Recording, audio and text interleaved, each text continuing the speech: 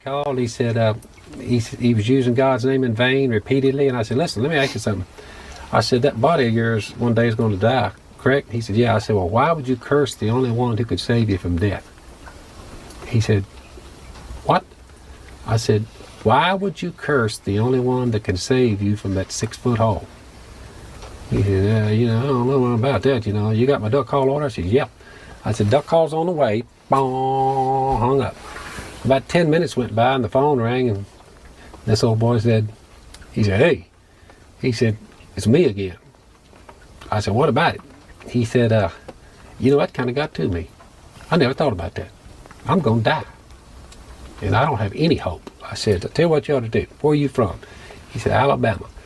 I said, you ought to get your rig and drive over here, and I'll show you how your body can come forth from the dead. He said, well, I just might do that. 1 week later, I knock on the door. This bull steps in there, shoulders that wide. He said, you know who I am? I said, no. He said, I'm a fellow from Alabama. I said, who's that we? He said, that's my buddy. I said, y'all come in here a minute. I shared with him the gospel of Jesus, what those symbols represent. The backwater's up in the yard that year. Old drift and trash, you know, limbs. But at 9 or 10 o'clock at night, I shared the gospel with him. They bawled like babies. We walked down out there in the front yard.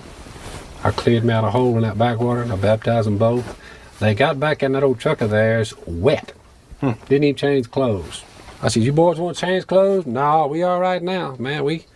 So they jumped back in the truck and never heard from them again.